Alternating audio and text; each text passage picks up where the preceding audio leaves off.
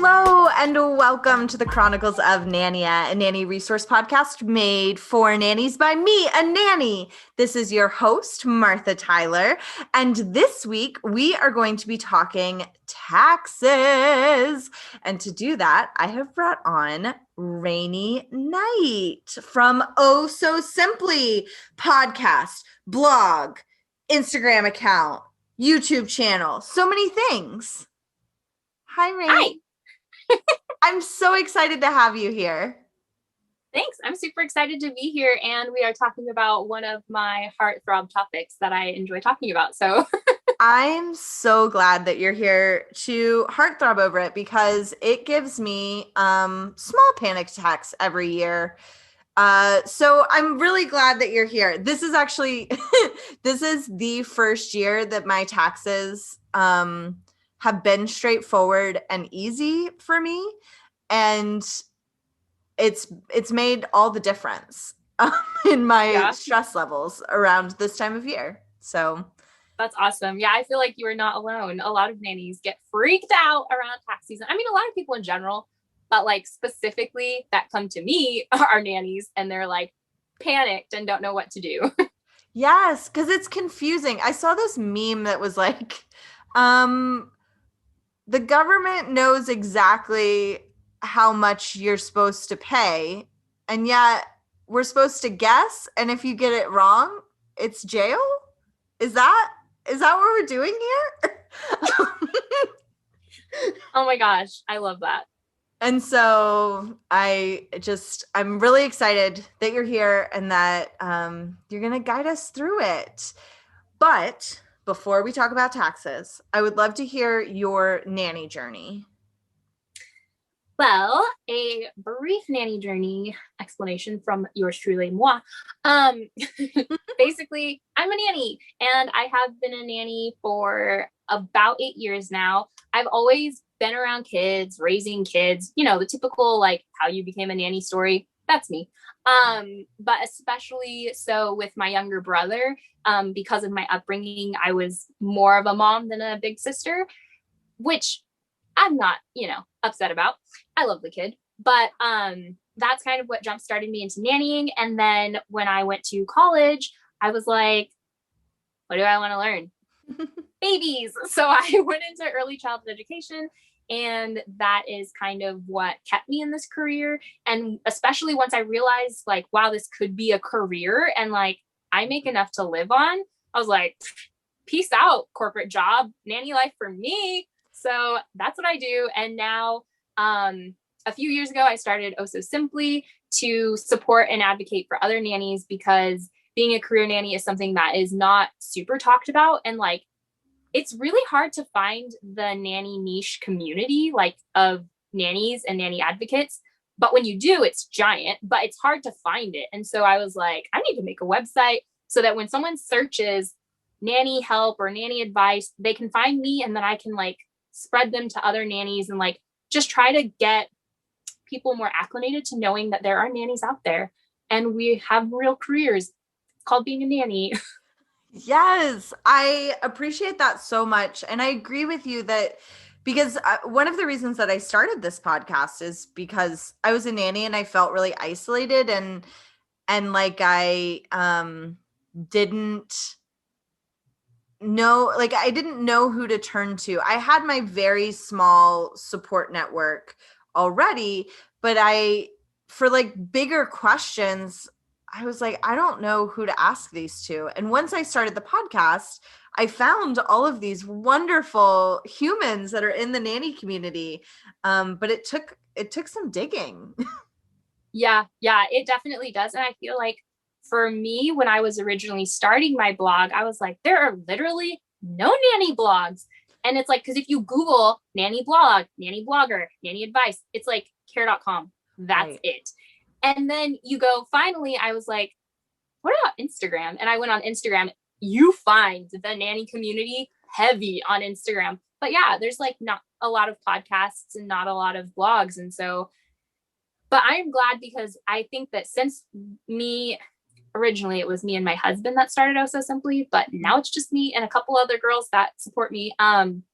But when we started it, since we've started it, now I've been able to network with so many nannies, and I just feel way less isolated in my job. I feel more confident in like just a lot of aspects of my nanny career. So it's been great. Amazing. Love that. Well, let's talk nanny taxes. Because they feel very confusing and overwhelming. And like once you know about them, they're less confusing, still confusing, but less confusing. So what do we mean when we say that nannies are household employees? What does that mean? Yeah. So being a household employee means that you are working in someone's house and they are your boss. So, like, you don't really make any choices or decisions. You just go in, you do your work, you clock out. Like, you could even have one of those little clock cards, old school style, Yes. clock in, clock out. That is your job. And most nannies are household employees. There are a very few, mostly they're NCSs that are independent contractors. Mm-hmm. And that is different. But most nannies are household employees, but there are very few, mostly newborn care specialists, that are independent contractors. And then there are even fewer, the third option, if you're a nanny looking to file your nanny taxes, the third and even fewer option is being a nanny that owns your own business, whether that's a sole proprietor or you have like an LLC or like some kind of corp.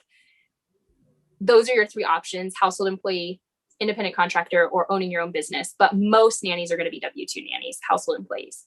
Right. And when a nanny family tries to pay you not a W-2, they try to consider you an independent contractor, because I think that a lot of household employers think that nannies are contractors, like Uber drivers, things like that. They think of it in the same vein. What makes it so that a nanny is not an independent contractor? Yeah, so I went ahead and got you a little quotesy because I love me a good quote, especially from the IRS website, because those quotes be hard to find. Mm-hmm. And so I'll just read it to you. It says, the general rule is that an individual is an independent contractor if the payer has the right to control or direct only the result of the work, not what will be done or how it will be done. So the example is, and in real life, most case scenarios, the only nanny that's going to be an independent contractor is an NCS. The reason for that is NCSs, newborn care specialists, come in, tell you what they're going to do, tell you how they're going to do it, tell you when they will be doing it. And the family only gets to stipulate the result that they want to see. They don't get to stipulate anything else. They only get to say, I want my baby sleep trained. I want my baby on a feeding schedule. They don't get to stipulate any of the how or any of the what you're doing to get those results or any of the when. And so that's what makes them an independent contractor, whereas most nannies don't do that. Right. They don't do that. Most nannies come in, the family says, this is what I want you here. This is what I want you to do. This is where I want you to watch my child. You're an employee. That's the biggest difference, is the what and how you do it being dictated. That makes total sense. And I do think that a big part of the problem is lack of education around this. Like even accountants. Like, yeah, I've had nanny families that have said, like, we checked with our accountant and that's not right. And I was like, I have checked with nannies that I trust and the IRS website. Yeah. And I will say it is hard to differentiate sometimes, because I think the biggest mistake is the education, the lack of education. Also, let's be honest, while we love them, nanny families are sometimes just lazy and don't want to take responsibility that they should. But also a big issue that I've seen and I experienced, because before I owned my own business, So I'm one of those real rare ones because I have a whole other business going on. So I'm able to like umbrella this under there. But before I owned my own business, I was receiving 1099s and I didn't understand that there was anything wrong with it because after talking to a CPA, my CPA, I had two of them, I referred to them, they both said it was okay. But the problem was the way that I present myself as a nanny, it seems like I could fit the role of an independent contractor from a CPA's point of view if they didn't realize like what was really happening in my contract. So I think it is a really fine line of like whether or not you dictate the when and the how. Because for me, in the few freelance nanny positions that I accepted, I did come in and say, these are my working hours. If I come in and I don't want to work, or if I wake up and I don't want to work, I'm sending someone in. You say nothing about it. That is another big factor. If you are an independent contractor, one of the biggest telltale signs of that is that you can one day wake up, decide I'm not going to work. I'm calling my friend Sarah. She's going into work for me. And the nanny family can do nothing about it. They can't complain. They can't fire you, like nothing. That is like the biggest telltale sign of an independent contractor. And at the time, even though I was calling myself a nanny, because I was a nanny, I was doing that. I had that in my contract where I told the parents, if I wake up one day and don't want to come, you've met my husband, he's coming in. Like and I don't have to give you any warning. And so that was why my CPA was like, well, you are an independent contractor. So it just kind of makes it a little confusing sometimes. But if your nanny family, which most aren't willing to do that, if they are willing to do that, you're an independent contractor, but most aren't willing to do that. And that's another telltale sign that you're probably a W-2 household employee. Yeah. Yeah. And I would even say, like, even if they are willing to do that, if they're telling you, like, we want you to do meal prep and laundry and things like that, then they're telling you what to do and as well as where, because it's in-home care. So yeah, it is. It's a fine line, but definitely the vast majority of people listening to this podcast, you are probably a W-2 nanny. Yes. Or you employ a W-2 nanny. Yeah. So what does it mean? Like, what is the difference tax-wise between a W-2 employee and a 1099? So quick disclaimer. We might want to move this to the front of the podcast. Sure. I'm not a CPA or tax professional. And I'm only referring to taxes based on federally, but also then if you want to go state by state, I'm in Washington state. So those are the taxes I'm talking about. Those are the taxes I know. California, you guys have some weird laws. Oregon has a little bit of a weird law. I'm not talking about those. Right. Yes. I will say this podcast episode, not tax advice, legally binding, none of that. We are not CPAs. This is our general understanding of taxes. Please talk to a CPA about your actual questions. Yeah. So that being said, the filing difference is a household employee at the end of the year, if you worked at Target or Bed Bath & Beyond, at the end of the year, you get sent a W-2. It tells you how much you made, how much the government stole from you. And then like, that's what it tells you. And you put that into, for example, a 1040 easy. If you have nothing else going for you and you just have a W-2 job, you put it in a 1040 easy, slap in a few other random numbers, you're good to go. Super, super easy to file. You can file through like TurboTax for free a lot of the times if you're making low enough income. Super easy. An independent contractor, you will be receiving 1099s, which clarify how much income you made. And then you will file, they changed the form this year, but you will file a different form. But the 1099s will help you clarify what your income was for the year.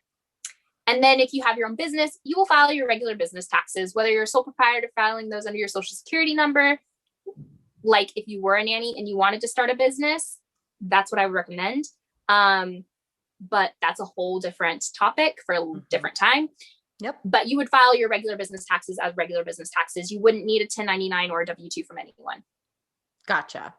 Yeah. And my understanding is that so if you are given a 1099, then you are paying like none of the taxes were taken out of that Correct. throughout the Correct. year. So you are paying all of the taxes at once for that 1099.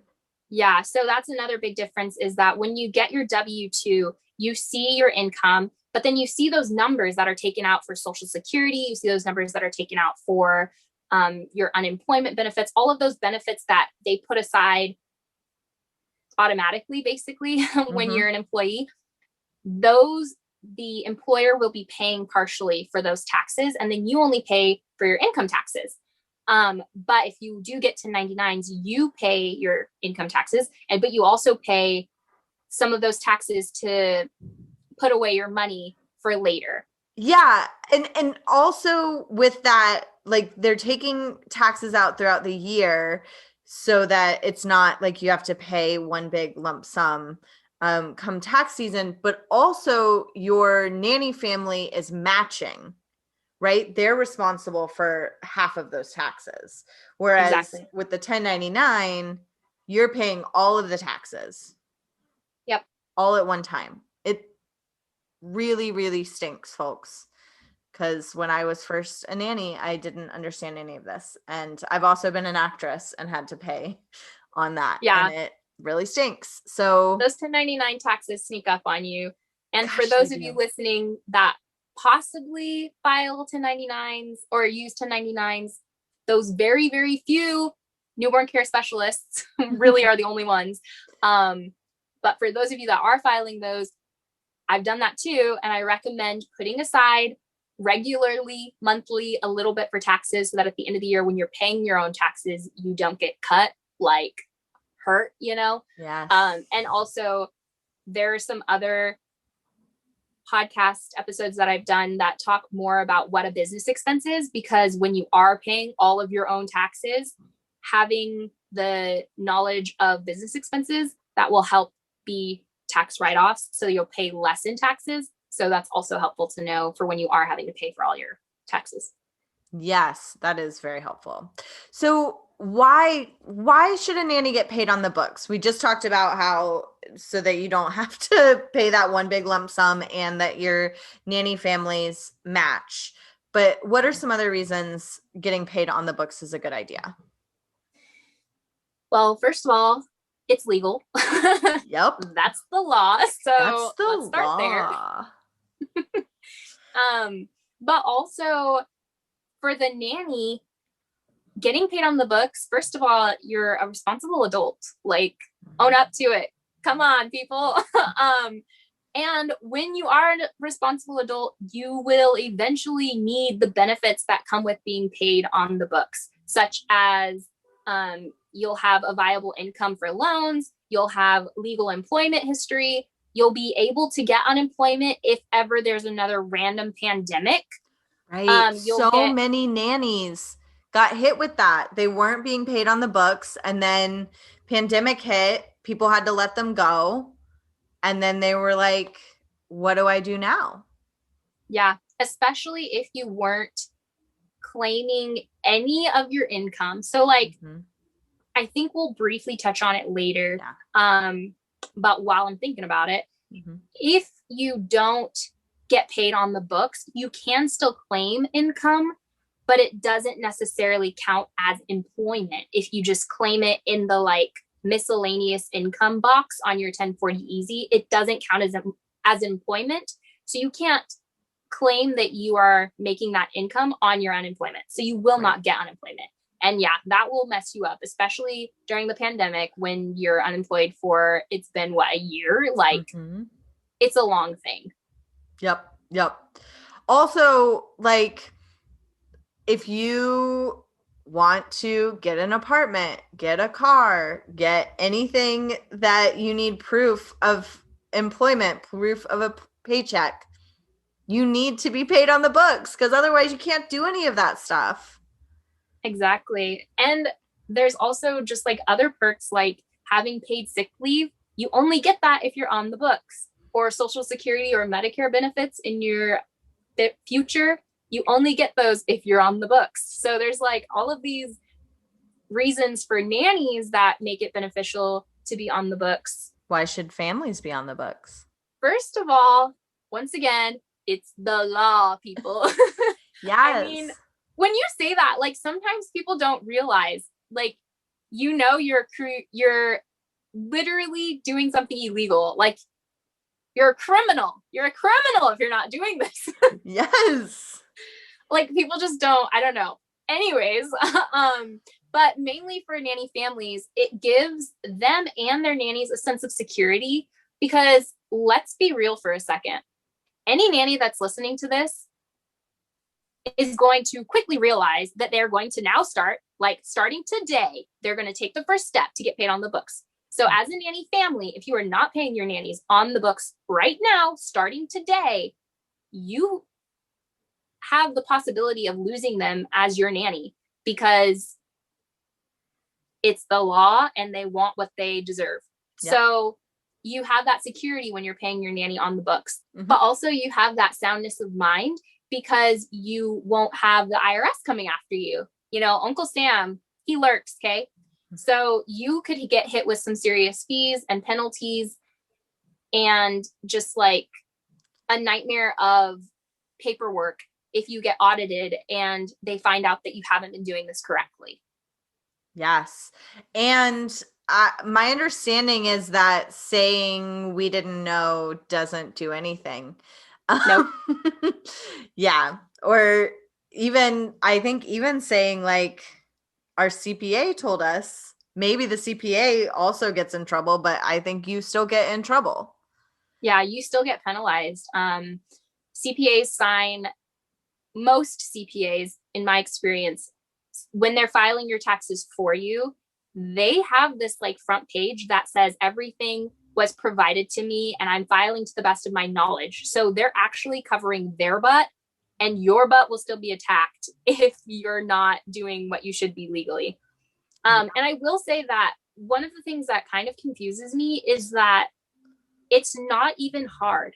Like it's not even hard to start paying your nanny on the books. And in fact, you don't even have to pay that much extra when you're having your nanny on the books because you can negotiate the nanny's rate based on how much you're going to have to pay in taxes to have this person be legit. So like you can factor in, you know, how much you're going to be paying in taxes, what you're going to be paying for payroll, all of that into your nanny budget. So when you're mentally preparing to hire a nanny, you go, okay, I want a nanny.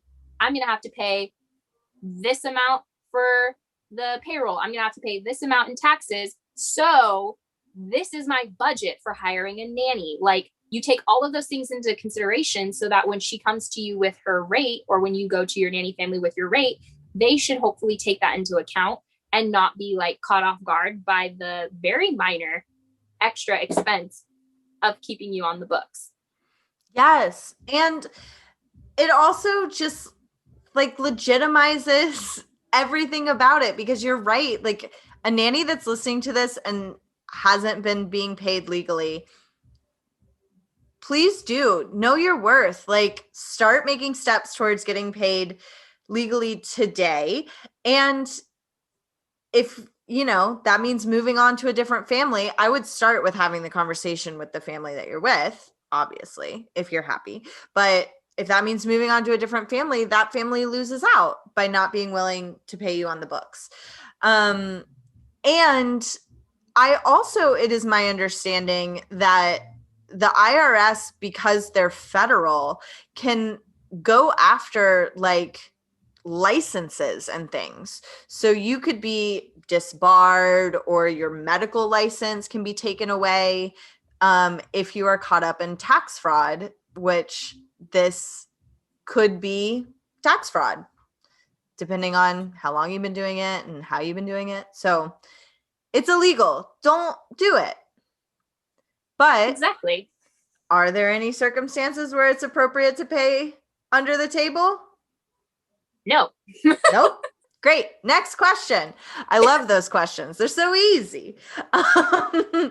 Yeah, and we've talked a lot about what the pros are of being paid legally. Is there anything that we forgot to touch on? Yeah, I was going to say really quick, I thought of the fact that as a professional nanny, which honestly, I have been listening to your podcast, side note, hashtag in love over here. I've been listening to your podcast since I became a nanny and found you. Aww. Well, I became a nanny and then a few years later I found you. But I've been listening to your podcast ever since. And I will say that you are an advocate for nannies and an advocate for professional nannies. And that is exactly what I am too. It's like, I am not just an advocate for nannies in general, but I'm an advocate for professional nannies. This is your career. So being paid legally, the biggest pro of that is that you're living up to your professional career goal. And when you're paid legally, you have proof of employment for future nanny jobs. You're able to climb the nanny ladder, so to speak. Mm-hmm.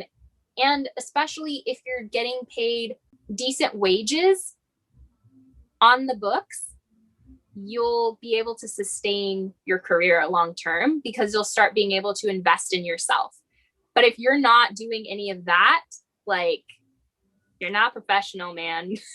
Yeah. And yeah, if something does happen with your nanny family and you suddenly find yourself out of a job and you weren't getting paid legally, then you're just in such a vulnerable and awful place. And I don't want that for any nanny. Like, that is so hard. And my heart broke when it happened to thousands of nannies at once when pandemic hit. So I really do encourage you. I know that it takes bravery to have these conversations with families. Money is a touchy subject for so many people. But this is well worth the conversation. Because it just, you are a professional nanny. And the sooner that we all act like we are professional nannies and realize the power in that, the sooner we all like rise up together, which is just lovely. Taking those individual steps as a nanny, just like, you know, if one person recycles, it does make a difference. If one nanny gets paid on the books and stands up as a professional for her rights, for his rights, or their rights, then it elevates the whole industry. So together we can do it if we all individually do our part. Yes. If you can't, and I often say that to myself and other nannies, if you can't do it for yourself, because I know nannies are caregivers at heart, that's what we do. Do it for other nannies. You know what I mean? Like, if your own intrinsic value isn't going to get you to cross that finish line, do it for other nannies, because we all have to work together. Exactly. Love it. Awesome. Okay. So I see so often around like January to end of March, I see so many posts that are like, oh my gosh, I like worked a little bit here and there for this family last year, and suddenly they're asking for my social security number because they want that sweet childcare tax write-off. What can nannies who weren't paid legally do or say to those families? I know. It's so frustrating. Because this is a podcast, you cannot see the look of disgust and shame that is across my face right now. Yeah. But let me tell you, it's there. It is. And I will confirm it because I can see it. Because this is so annoying. Okay. This is where you get those families, whether they're intentional or not, that are just being a little slimy. Mm-hmm. Because they're trying to get benefit from having hired you, but not actually doing it the right way. So the short answer to this question is, don't give them your social security number. Right. They do not need your social security number. If they'd like to claim that sweet childcare tax write-off, then they also need to claim you as their sweet employee. and they need to give you a W-2. So and they need to have paid back taxes on everything that they are trying to get your Social Security number for. Exactly. So that is the short answer, is just don't do it. Mm-hmm. But because this is like a retroactive question, if this is the situation that you currently find yourself in, the dream world would be to have discussed this in the interview. Mm-hmm. But if you didn't do that, you can say that as a household employee, I should receive a W-2. I need it by January 31st or February 15th at the latest to properly file my taxes. It's super simple. Literally, you can quote me. You don't even have to quote me. You can scrub through this podcast episode, find where I just said that, and just press play and let them listen to my voice telling them that for you if you want. I love that idea. You should all do that. I most often see it as text though. So you can just text to speech that section of the podcast, get it in there. You don't even have to type it. Exactly. And it's important that you do that because whatever they're doing with their taxes, frankly, it's their business. Mm-hmm. You know, if they mess up, it's on them. If they do it right, that's also on them. Like, exactly. Oh my gosh. You're like the first, like, I use that phrase all the time and people are like, what are you saying? Oh my gosh. I got my mom and I matching sweatshirts when she retired from second grade. She was teaching second grade for years and years and she retired. And so I got her a sweatshirt that said, not my circus, not my monkeys. Cause I was like, I love that. Oh my word. But yes, it's not your circus. It's not your monkeys. You don't have to take care of them. Yeah. Yeah. And so for your taxes to be legal and proper and upright, what you can do if you send that and if you contact them and they say, we're not giving you a W-2, period. Well, then you tried your hardest and you still need to legally file your own taxes. So you are going to go and you're going to get form 4852. That is the form that you will do. It is a W-2 substitute. And that will be the way that you can file your taxes legally without having a W-2. The con for that is that sassy little family that said no to you is now going to have to answer to the IRS, because when you submit that form, the IRS will go after that family, ask them questions, and make them pay. Like, actually pay money, not like pay like the mafia. But they will make them pay. So like, just know that you do want to try to contact your nanny family before you just like run over to this form because they will get in trouble when you fill out this form. Because when you fill out this form, you're saying to the IRS, I tried to contact them a lot, and they didn't want to give me a W-2. So I still want to be a good citizen and keep my stuff, above sea level. And so this is how I had to do it. Yes, that should be a last resort, not your first move. If you have never talked to your family about paying you legally, it would not be fair to make that move. But yes, if you've tried and you've told them this is the legal way to do it and they've said no, then, and you choose to continue to be in their employ, then yeah, that sounds great. I didn't know about that. So thank you. Yeah. And you don't even have to be a current employee for that to work too. So that's kind of nice.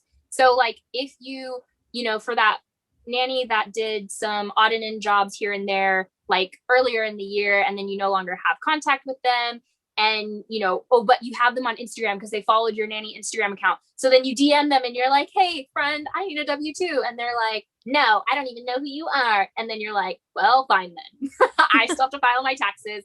So you don't actually have to be currently working with them to be able to file that form. Wow. That's great. And I think that is because I have seen people have posted screenshots of text conversations and like all the names are blurred out, but nanny families, sometimes when they ask for that Social Security number to get the childcare discount on their taxes, sometimes they get really, really mean when nannies say no. And Yeah. so if you say, I'm not going to give you my social security number because we needed to have been paid legally. And that requires a W-2. When you play them, what Rainey just said, then, and you can ask, like you could say, in order to do that, we would need to go back and you would need to retroactively pay me all of these taxes, et cetera, et cetera. If they still say no, then yes, that is your time to go file with the, what was the number one more time? The 4852. 40. 4852. Love it. Yes, that would be a great time to file that way, because you've tried.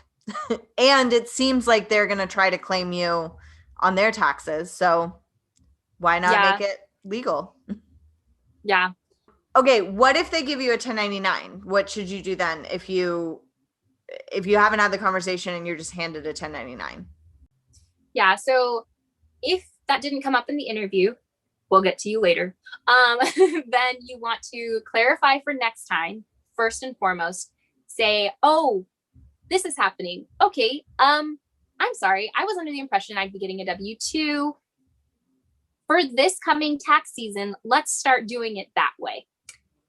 But what you can do now so that they don't have to retroactively do anything different, is that you can file a different form that will say, it basically says, "Hey, I got this 1099. I wasn't supposed to, but it wasn't really, it was just a misunderstanding. Like it wasn't anyone's fault. Nobody should get in trouble for that."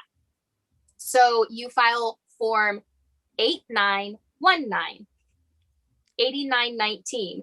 So that one will kind of clear the air to the IRS that like it was just a misunderstanding. Like I still love them. They're still my people. We're going to do it on the books next time, just the right way, because we didn't know any better. But that kind of tells the IRS like I'm still living up to my obligation as a citizen, a law-abiding citizen. And so I'm still going to let you know that I did make this money, and they're still going to let you know that they did pay me this money, but we're going to put it on some different forms next time so that it's more legit and just easier to file.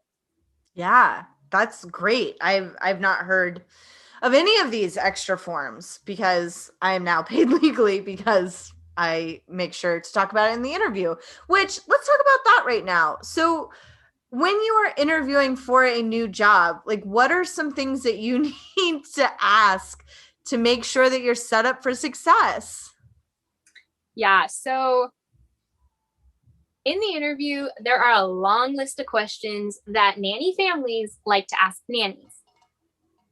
I always say, as a professional nanny, you are interviewing your nanny family as much as they're interviewing you, which means that you need to have an equally, if not longer, list of questions for them on your interview.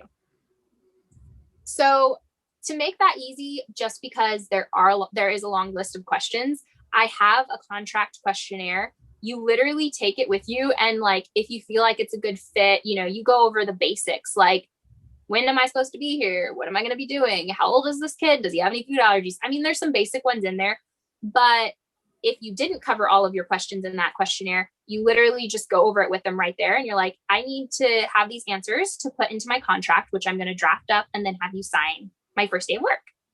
And that'll be the beginning of my trial period with a cute smile. Mm-hmm.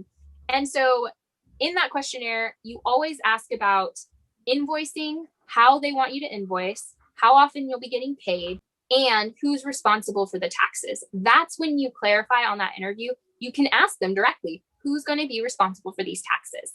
Mm-hmm. Or if you don't want options given, because unlike me, you're not a business owner and you don't have the preference of, or the option of being a business owner or a W-2 nanny, you're going to want to just tell them right then on the interview, hey, I want to be paid on the books. I want to be a household employee. Here's how you go about doing that. So you can give them the tools that they need so that you make it easy for them. Because I will be honest, most people that are hiring a nanny don't realize that they're going to become household employers. Like Right. that doesn't go through their head. They're just like, oh, I'm going to have this person come and babysit for me. Okay, well, most babysitters don't get paid on the books because they're like 15-year-old kids. And so when you're a nanny, they don't realize like this is her career. She's an adult. She needs unemployment benefits. She needs Medicare and Social Security benefits. Like they don't think about that sometimes. And so you can give them the tools that they need, give them the resources like Homework solutions. Like homework solutions, like what payroll services they could use, and just help them understand that it's going to be a super easy process for them to join. Yeah. And it's also, I mean, if they are hiring a professional nanny, like you were saying earlier, the difference between like paying for a payroll service, paying a nanny on the books should be factored into what they're planning to pay you. So if you are at the interview and you can tell that you're blowing their mind that they're about to be a household employee or employer, and they have no idea, then you might need to revisit, like let them sit with it and revisit what they can afford to pay. Because it might be different with all of that in mind. Yeah. And that's totally fair because you want to have a happy working relationship, nanny family relationship. So that's definitely fair.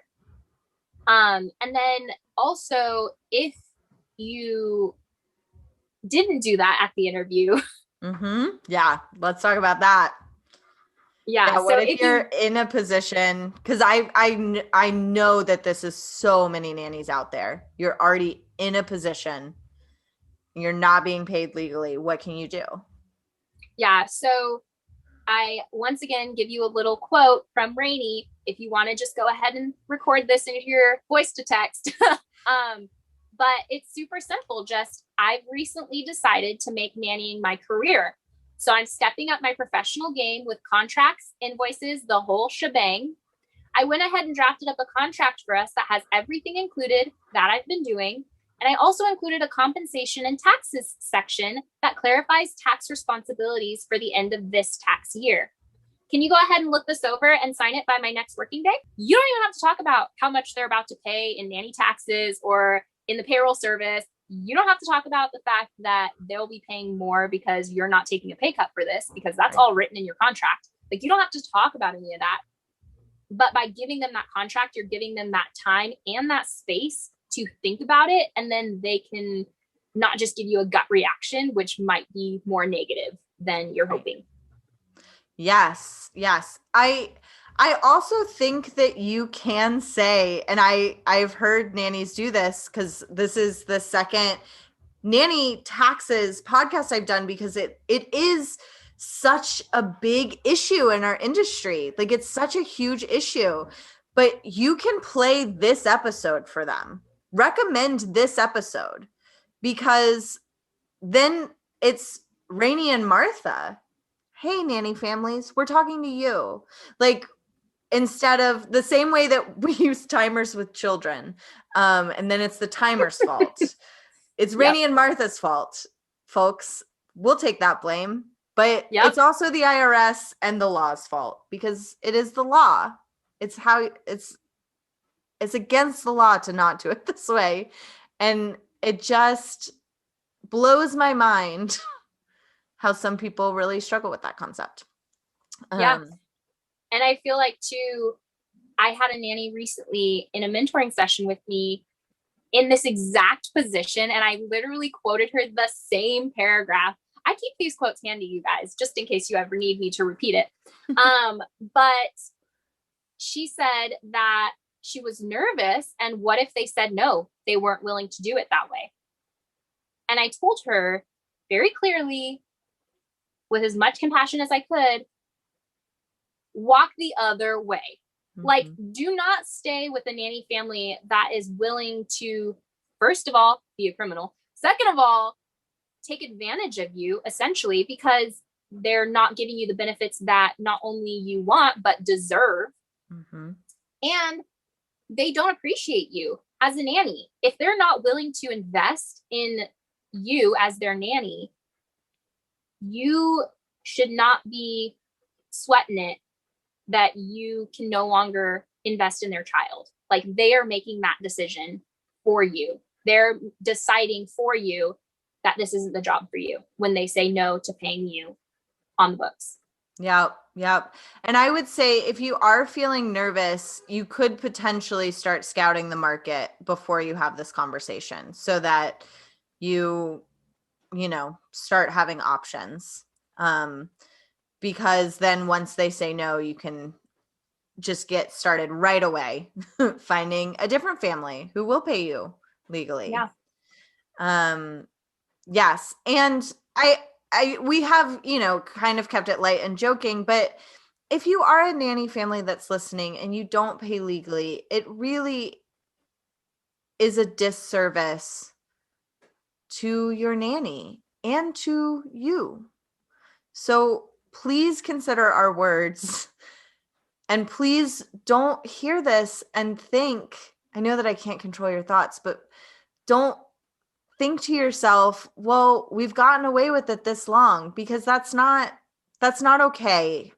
It's not okay to pay a nanny illegally, especially if that nanny comes to you, if he, she, or they come to you and say, I want to be paid legally, then do it. It's the right thing to do. Yeah. Yeah. So what resources can a nanny find to help learn more about nanny taxes? Because, like we said at the beginning, neither of us are CPAs, neither of us are tax experts. So this is to the best of our knowledge, setting you on the road to success. Where can they turn for even more help? So there's obviously Homework Solutions. They have a ton of free resources talking about nanny taxes, like so many free resources. And I've talked to her. She's super awesome. They're is her name Rachel? I think it is. Yeah, I've talked to Rachel. She's awesome. You can literally put in your phone number and say, I want a call because I have questions, and she will call you. She is the person that will call you back. Wow. And you get to talk to Rachel, and she's awesome. And I love her. She was actually also another resource is Shenanigans. She recently did a podcast on taxes with Shenanigans, and it was good. And I know that you have another tax podcast. I just came out with a tax with me video where I show you more of how to keep track of your business expenses and income for taxes. But also I have other articles that talk more about nanny taxes, and they link you straight to some of the dark black hole that is the IRS website so that you don't have to scour it yourself. So there are tons of resources out there. Honestly, at this point, if you put into the search for a podcast or YouTube, nanny taxes, there are now a lot of resources that will come up that are accurate. Wonderful. That's great to hear. And yes, Homework Solutions, what a godsend. It's like even just the calculator, calculator to see what you will actually be taking home every week. So helpful when looking for a job, because you're like, I don't know. And there is a certain level that it's like, if you bump up, the extra dollar, then it's like, oh, actually, I'm taking home the exact same amount. This extra dollar means I'm just giving the government more money. Yeah. So, you can figure all of that out and see what will work for your budget, which is wonderful. I really hope this rain isn't going to ruin the podcast, because it is raining hard right now over here. I can't hear it. Oh, that's beautiful. Yeah. Awesome. Okay. So is there anything else that you'd like to talk about? No, not particularly. Just a reminder that while there are 3 ways to file your taxes as a nanny, most nannies will be filing a W-2. Love that. And it's so true. And yes, nannies who are out there, please do have these hard conversations because you're helping all of us. Each nanny that has one of these hard conversations is helping all nannies. So please have the conversation. I know it's hard. Rainey and I are here for you. Listen to us as you're walking in to have the conversation, but it's important to do, and we support you. Yeah, we're here for you. We are, and you're a rock star, and you are a professional nanny, so let's do this. Wonderful. Well, where can listeners find out more about you, Rainey, and Oh So Simply? So there will be a few links in this podcast. Yes. But you can find me on my website, Oh So Simply, and that's .com. Mm-hmm. And you can find me on YouTube, Oh So Simply, and my social media is OS Simply. The letter O, the letter S, Simply. So that is where you can find me. I'm around, I'm hanging out. So another resource is that specifically I offer, hard plug, is that I have all of my tax trackers and contracts and the contract questionnaire that I mentioned earlier. All of that is in my complete nanny binder, which is up on Etsy. You can download it, the PDF version, which is on Etsy, but you can get to that also on my website, ososimply.com/shop. And there's a downloadable one, but I also recently launched the physical copy of the nanny binder that I will be shipping to you if you so choose not to set up your own nanny binder, to make it just that much easier for you. And if you need some confidence, listen to Martha's voice, listen to my voice in this podcast. But also, if you're like, nah, girl, I'm still not sure about that, I do have mentoring sessions, and I am all about encouraging confidence in professional nannies. So you come to me with your questions, I will give you the pep talk of a lifetime. You will walk away from that so confident and just like a whole nother person. And I have the mentoring sessions. You can get those, access to those also over on my shop at ososimply.com/shop. Love it. Yeah, all of that's linked down in the show notes as well. Beautiful. Wonderful. Okay, we end each episode with a fun, cute story, and Rainey has brought one. Yeah, so recently I was reading this experience of a friend of mine, and her nanny kid is so sweet, and they like have a blast together all the time. And so they were chatting about her day and kind of her schedule, her weekly schedule. And he realized that she didn't mention work at all. She just mentioned visiting him. And he was like, wait a second. What's your work? Don't you have a job? Like, he didn't realize that he was her job. That is so cute and funny. Oh my gosh. Yes, I love that so much. I think I saw a nanny post once that her nanny kid like told her that she should work at Chili's because they were like, you don't have a job. You should work at Chili's. And I think it was like legit, like, what a cool job you could have at Chili's. Like, yeah. I just love when kids don't realize, like, no, you are my job. Yes. This like, is I love job. you, but I get paid for this. Yes. And it's like, of course you never have the heart to tell them that. Like, by the way, you're my paycheck. Like, oh man. Yes. I love that so much. Especially like watching them figure it out. Like, wait, she spends all of her time with me. That's great. Thank you. This was a blast. Let's do it again, yeah. Okay? I love it. Yeah, we will have to do it soon. Love it. All right. Thank you, Rainey, for spending time with us. Thank you. Yeah, and thank you all for listening. We'll see you next week.